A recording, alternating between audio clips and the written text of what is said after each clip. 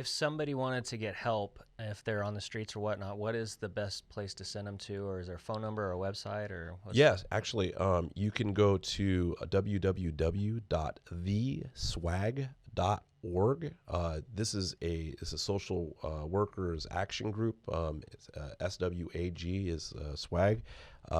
This group has been incredible, and the interesting thing about them is they're not necessarily an organization that houses homeless people, but they know where to house those homeless people, That's right? awesome. Or they don't necessarily feed people, but they know where to get the food for those people. And different people, especially homeless individuals, have different needs.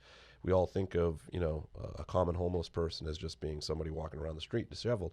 Some people are living in their cars. Some people have kids. Some people are veterans.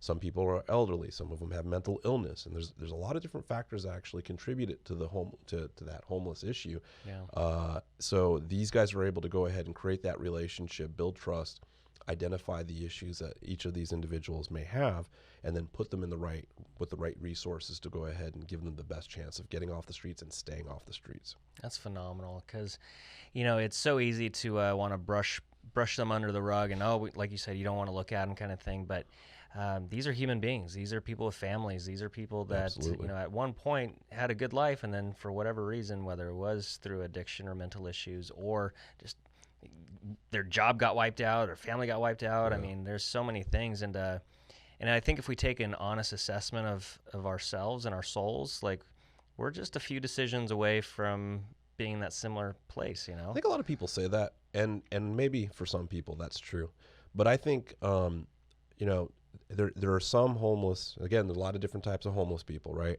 And there's some people that are out there, and they've had a series of bad experiences, essentially, right?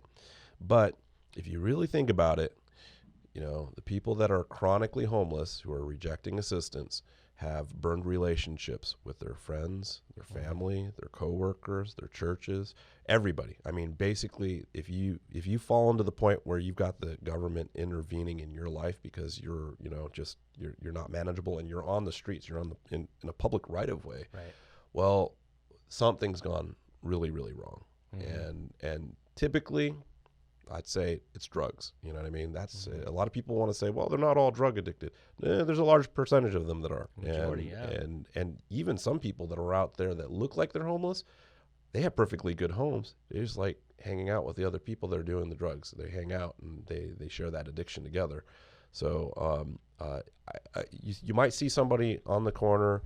They may claim that they're a veteran, or that they've or that they were beaten, or or they might have an animal with them and whatnot. And you may be tempted to go ahead and give to those individuals. It's very important not to direct your resources to something that is going to be productive. You can go ahead and direct them to a legitimate nonprofit. You can go ahead and go ahead and volunteer your time.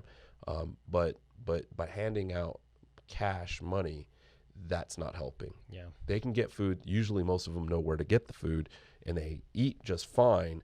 The rest of it is utilized to go ahead and fill. You need $20 a day to go ahead and fulfill a methamphetamine or a heroin addiction. That's what it is. That's the cost. That's the dollar amount. So people don't realize that until you see it up front with their own two eyes. I was very ignorant about it before I came in, and then you spend the time to educate yourself so you can go ahead and make your community better. And that's the way.